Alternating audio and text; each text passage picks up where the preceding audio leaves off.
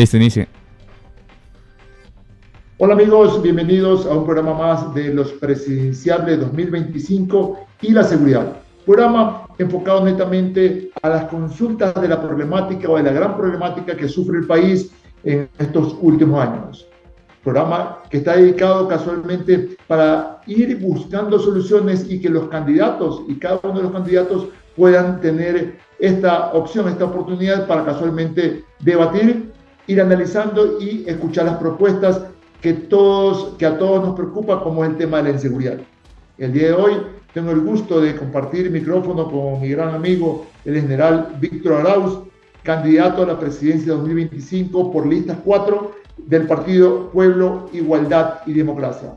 Mi estimado Víctor, bienvenido. John, qué gusto. Un abrazo, estimado y querido amigo Lasayano, a tus órdenes. Gracias. ¿Cómo analizarías tú actualmente la problemática de inseguridad que vive el país? ¿Cuál es tu análisis? John, terrible, cada día peor, con un escenario nefasto, con un futuro peor aún, más incierto del que estamos viviendo. Mira, John, discúlpame si en algún momento pierdo un poco la formalidad, John. Hemos venido cuestionando, hemos venido hablando, hemos venido pidiendo a gritos que el gobierno se encargue del principal problema que en este momento tienen los ecuatorianos. Yo he recorrido durante mi carrera profesional todo el país, conozco todo el país y obviamente en esta campaña lo he vuelto a hacer ya como candidato. Conozco cada uno de los problemas que tiene cada una de sus regiones.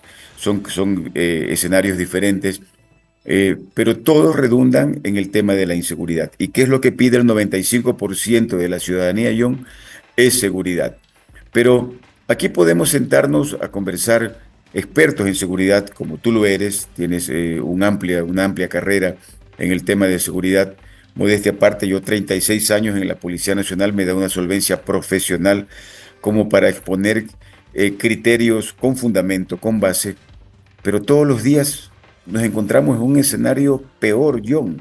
Todos los días vemos noticias y situaciones que incluso rebasan el tema de lo preocupante, rebasan lo insensible, John. Rebasan un punto de que nos damos cuenta que tenemos un gobierno que le importa poco o nada la desgracia ajena. Y te pongo un ejemplo sencillo, John. Este caso de esa niña que la encontraron gateando en la provincia de Santa Elena. Por Dios, ¿en qué país estamos viviendo? Masacres todas las semanas, muertes todas las semanas, atentados, amenazas, los secuestros, las extorsiones. Y nos tomaríamos media hora de la entrevista, John, hablando de cifras, de cómo han crecido preocupante y alarmantemente. Y créetelo, John, que me preocupa qué es lo que le espera a nuestro país. Así es. Mi estimado Víctor, ¿cuáles serían las propuestas específicas para reducir la criminalidad y toda esta violencia que tenemos en el Ecuador? John, eh, los principales tumores que tiene en este momento el país, el primero la inseguridad, la violencia, el segundo la corrupción, y son tumores, John, es como un cáncer, y al cáncer no se lo trata con paracetamol, John, hay que erradicarlo, hay que extirparlo de manera agresiva, de manera contundente, y la única forma de erradicar la delincuencia es siendo contundente, siendo fuerte, firme, letal, para que los delincuentes y los criminales sientan que el monopolio del poder está en el Estado, está en la policía, está en Fuerzas Armadas. Por eso yo, cuando sea presidente, John, voy a eliminar los derechos de los delincuentes. Ellos no deberían tener derecho, John. Voy a crear 3 grandes cárceles y 3 cementerios y el mensaje está claro, John. Sí, los delincuentes y corruptos de cuello blanco a las cárceles, asesinos y violadores al cementerio. Es obligación de un presidente, es obligación del Estado. Con, Garantizar, perdón, John. ¿Crees tú que puedes a lo que ya ha hecho El Salvador, lo que está haciendo, o algo más? Porque sabemos puntualmente de que ha tenido éxito el trabajo de raíz que ha hecho El Salvador y obviamente cómo se están viendo los resultados. ¿Te Bueno, acogerías a una situación similar o mayor? pues mira, John, una cosa son cómo se manejan las encuestas y las chequeras que manejan encuestas. Otra cosa es tener el criterio directo, puerta a puerta y personal en territorio de todas las personas. Creo que hay un voto oculto, John, creo que hay un voto silencioso que en su momento va a generar una sorpresa, sobre todo porque la propuesta que hace Víctor Arauz es para devolverte a ti y a todo el país la paz que todos necesitamos. Sin seguridad definitivamente no hay nada, John. Así es. Te decía de lo que ha hecho El Salvador, donde tenemos obviamente un resultado favorable y que ha superado el nivel de inseguridad. ¿Te acogerías tal vez a situaciones similares como la que está haciendo El Salvador? Ah, ya. Mira, creo que los ejemplos que hemos tenido en Latinoamérica y en el mundo son dignos de imitarlos. Creo que el presidente Bukele ha sido un ícono en este caso y un ejemplo de cómo se debe manejar y cómo se debe enfrentar la delincuencia y la criminalidad. Por eso El Salvador en este momento es el país más seguro del mundo. Y si hay que imitar parte de su política, tenlo por seguro que lo voy a hacer. Indiscutiblemente de que mi experiencia en la Policía Nacional tengo un conocimiento mucho más a fondo de lo que se tiene que hacer sobre el tema de las cárceles, sobre la crisis carcelaria, sobre cómo se le debe dar, entre comillas, oportunidades de rehabilitación a los presos. Y estoy convencido, John, que el momento que yo me siente en Carondelet, lo primero que tengo que hacer es tomar el control de las cárceles e inmediatamente, John, eso se pueden ver resultados inmediatos, devolverle la seguridad que necesita el país. Bukele, ¿Cómo, dime. cómo fortalecerías la institucionalidad tanto en policía como en Fuerzas Armadas? Hay que devolverles la dignidad tanto a Fuerzas Armadas como Policía, John. Lamentablemente están mal representados. Fuerzas Armadas debe volver a ser esa reserva moral de la que toda la vida los militares se sintieron orgullosos. Y la Policía Nacional debe volver a ser esa institución digna de respeto y de admiración por parte de todos los ecuatorianos. Hay que fortalecer a las instituciones, hay que devolverle, como te digo, la dignidad, que va más allá, John, de darles implementación, de darles equipamiento, de darles municiones.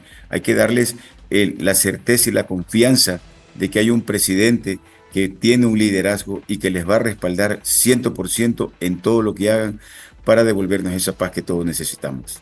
Tú sabes perfectamente que en la Policía Nacional existen múltiples unidades especializadas. ¿Crees tú que es necesario tener una unidad especializada casualmente para el manejo de cárceles, para que la Policía Nacional definitivamente se haga cargo de las cárceles con su equipamiento, uniforme, armamento, patrullero, y que los directores de cárceles, administrativos de cárceles también sean oficiales de policía que hayan pasado por cursos de criminología y creando una unidad especial para aquello? John, no creo que sea necesario crear nada. Lo que tenemos hay que simplemente ponerlo en orden y optimizar los recursos. Aquí hay un tema sumamente que es importante. Tú hablas que el director de la cárcel podría ser un miembro de servicio pasivo de la Policía Nacional. Yo comparto mucho de que debe ser alguien uniformado, que tenga carácter, que tenga formación militar, policial, doctrinaria, que sepa recibir órdenes y cumplir esas órdenes, John. Nosotros somos disciplinados, somos doctrinarios. Por eso yo le he dicho públicamente, tal vez me voy a otro lado, que los gobernadores en la ciudad, en las provincias más conflictivas serán generales o almirantes en servicio pasivo, tanto de la Policía Nacional como de las Fuerzas Armadas. Y en este caso, el SNAI, habría que hacer una reestructuración completa de esa dirección, de esa entidad del Estado, que ha dejado más cuestionamientos que cosas positivas para el país. Y ahí, John, habría que intervenir y hacer algo de lo que tú eres experto. Habría que someterles a prueba de confianza, habría que capacitarlos, habría que darles la seguridad, todos los insumos y obviamente someterlos a pruebas de confianza permanentes para evitar, John, que sean contaminados por la delincuencia y el narcotráfico. Asimismo, en tema de prevención del delito, sabemos que estamos con una gran problemática, la utilización de menores de edad. ¿Qué trato planteas tú darle a esta problemática? Mira, John, eso es un tema sumamente delicado e importante. Hay que evitar, obviamente, de que los grupos delincuentes organizados sigan captando a menores de edad, que ¿por qué son fácil presa? Porque no tienen oportunidades para estudiar. Dentro del plan de acción social tenemos un proyecto sumamente interesante y viable y que se puede realizar para que los niños vayan a las escuelas, los jóvenes a los colegios, los jóvenes puedan acceder a la educación universitaria, pero sobre todo hay que implantar unas leyes para que estos miserables que reclutan a niños, reclutan a jóvenes, sean fuertemente castigados. Hay que darles un trato especial, dependiendo del delito también, John. Bien es cierto, un niño de 12, 13, 14 años debe ser rehabilitado, hay que darle la oportunidad, pero un muchacho de 16, 17 años que va, mata, que levanta un arma y quita la vida, creo que debe tener, así como tuvo, en este caso, las agallas de matar a una persona, hay que darle un trato tal cual como se le da a un mayor de edad. La acción social que se realice con ellos, John, es sumamente importante, no solamente a quienes delinquen en temas de violencia, en quienes se encuentran sujetos y en el infierno del consumo de las drogas. John, mi medida es disruptiva, porque es la única forma de poder salvar al país, pero indiscutiblemente que tiene que ir de la mano de un buen plan de acción social, de rehabilitación, de dar oportunidades a jóvenes, de dar trabajo y por ende, pues salud, educación y empleo, ¿no? Con respecto al tema de la colaboración internacional, sabemos que abordar este problema es un tema transnacional por el narcotráfico, por el crimen organizado. ¿Cuál sería el respaldo que solicitaría o cómo existiría la coordinación internacional? John, toda la cooperación internacional es importantísima. Hablemos de Estados Unidos, siempre ha sido el colaborador directo, en este caso, en la lucha contra el narcotráfico y la delincuencia transnacional. Es un aliado importantísimo. Yo he trabajado con el gobierno americano, mi relación con el gobierno americano y muchos de ellos a nivel de oficiales investigadores de policía, de la DEA, del FBI, sigue siendo extraordinaria y obviamente voy a fortalecer esa cooperación internacional. John, no me lo has preguntado, pero sí hay que analizar la posibilidad de volver a poner bases militares en el Ecuador para el control contra el narcotráfico. Lo voy a considerar. Lo que hay que hacer es poner sobre la mesa cuáles son los costos-beneficios y que el beneficio sea superior y sea mayoritario para el pueblo ecuatoriano. Dentro de tu plan, ¿qué tienes de propuestas con respecto a la tecnología y la seguridad? Bueno, estamos en un mundo tecnológico, John. Tenemos que ir de la mano con eso. Hay que dar todo el soporte y toda la asistencia tecnológica a la Policía Nacional, capacitarlos. Tú sabes, John, y tú lo sabes indiscutiblemente. 3, 4, 5 drones bien equipados cumplen una labor de supervisión, de control y de patrullaje que pueden suplir en este caso a 1.000, 1.500 soldados o 1.500 policías.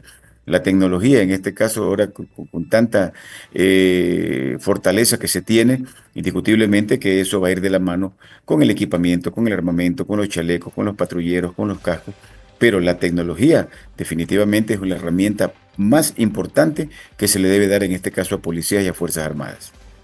Sabemos perfectamente que actualmente ya se están dando permisos de porte de armas. ¿Qué opinas con respecto a los portes que están adquiriendo los ciudadanos?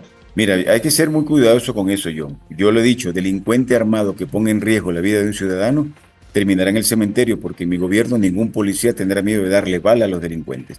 El porte de arma es un tema muy complejo, John. Yo soy de las personas que piensa que cuando yo sea presidente, persona armada que esté en la calle será identificada como un posible delincuente, como un posible asesino, como un posible sicario. Pero hay que tener en cuenta que hay que darle la oportunidad, John, a muchas personas que necesitan tener armamento. Por ejemplo, el gremio de los agricultores, John. ¿Sí? ¿Cuántos gremios de los agricultores claman a gritos que se les permite el porte de armas para que ellos puedan sacar sus productos, para que ellos puedan trabajar tranquilamente, para que durante en el camino no sean asaltados, no sean secuestrados, no sean vacunados? Y todo lo que ellos necesiten, habrá que tener un direccionamiento muy especial, muy sensible para que ellos puedan tener el porte de arma. Yo. Y para que los policías y militares en servicio activo puedan portar su arma de dotación del Estado 24/7, ¿qué opinas? Estoy completamente de acuerdo también, porque muchos policías no pueden tener un procedimiento a veces cuando se les presenta una eventualidad. Así que yo creo que teniendo bien en claro cuáles son los reglamentos, cuáles son los parámetros en el cual un policía debe andar armado las 24 horas, creo que sería de gran ayuda. Yo lo voy a considerar. Y con respecto al personal de servicio pasivo, y pongo a colación tu caso, tú en este momento estás armado después de haber combatido la delincuencia durante más de 30 años. No es No, no posible estoy, que... no estoy armado, John. Luego de la campaña, obviamente voy a pedir que la policía me haga un análisis de riesgo. Mira que las medidas que yo estoy proponiendo son muy disruptivas y obviamente, John, tengo que cuidarme. Estoy convencido que el nivel de mi riesgo aumentó y estoy considerando también pedir el permiso del porte de arma, John. Así es, no es dable que policías y militares en servicio pasivo, que inclusive reciben un beneficio del Estado por su antigüedad, por sus años de servicio, y que luego de haber combatido la delincuencia durante 20, 25, 30 años, no puedan portar armas porque ese ciudadano, ese militar o policía, está 100% identificado con el Estado y obviamente se va a identificar 100% también su arma. Sí, tú lo acabas de decir, mira, no solamente policías en servicio pasivo, tenemos tantos reservistas de Fuerzas Armadas que pueden ser incluidos dentro de una labor preventiva para la seguridad del orden público. Correcto. ¿Crees que es necesario que las cárceles sean autosustentables? Estoy convencido que las cárceles siguen siendo las universidades del delito, John. Hay que tomar el verdadero control de las cárceles. Yo tomaré inmediatamente, el rato que me siente en Carondelet, el control de los centros penitenciarios, declararé la crisis carcelaria y voy a reubicar a los presos.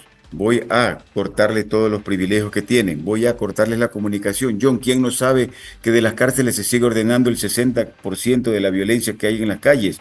Microtráfico, narcotráfico, secuestros, extorsiones. Entonces, no me estoy, como te digo, John, no me estoy inventando nada. Simplemente hay que tener el carácter para tomar las decisiones que se deban tomar. ¿Qué respuesta le darías en ese momento a los defensores de los derechos humanos?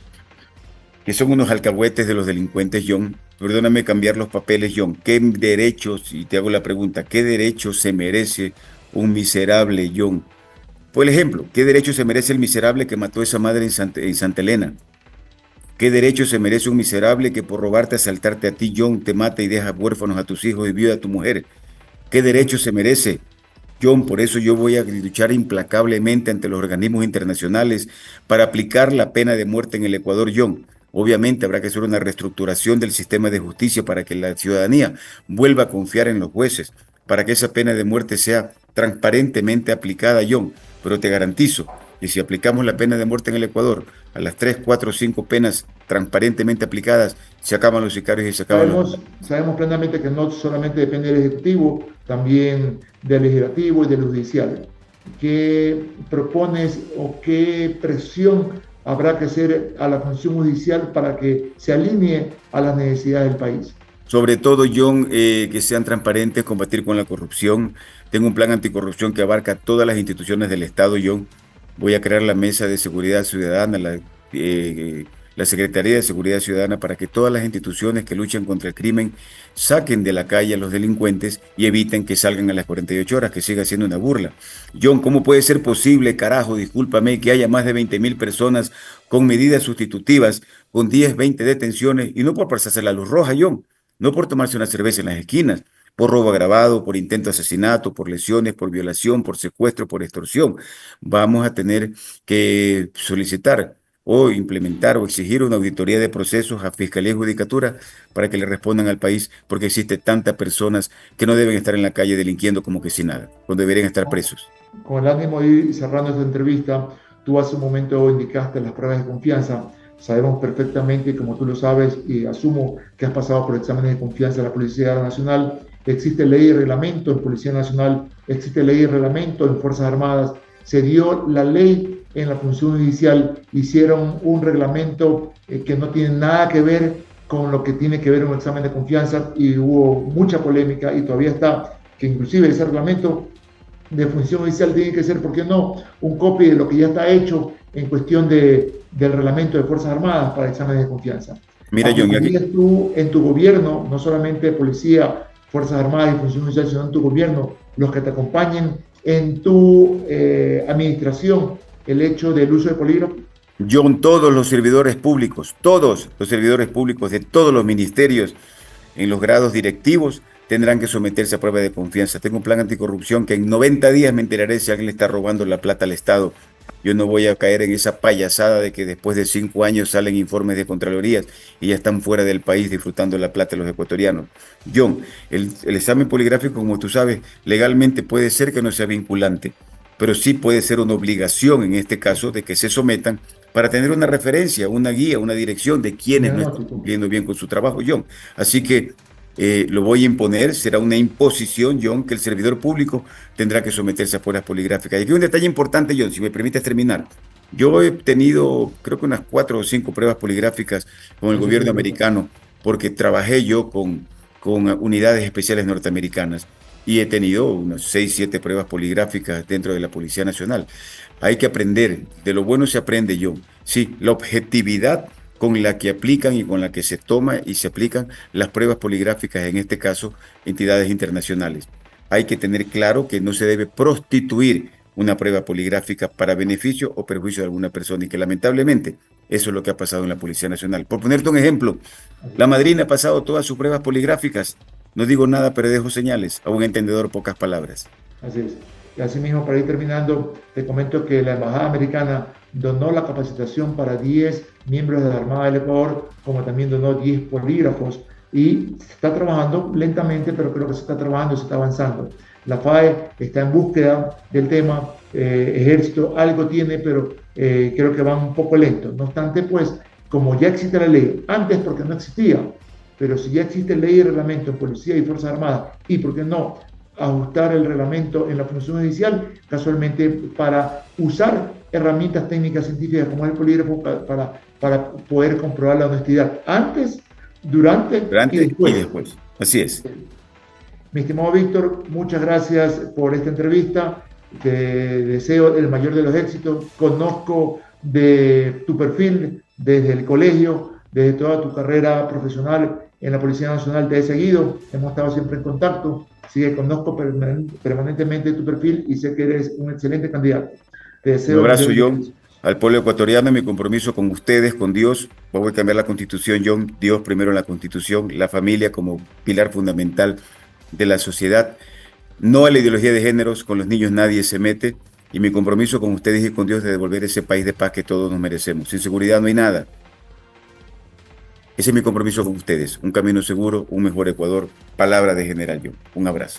Gracias, Víctor. Fuerte abrazo. Gracias.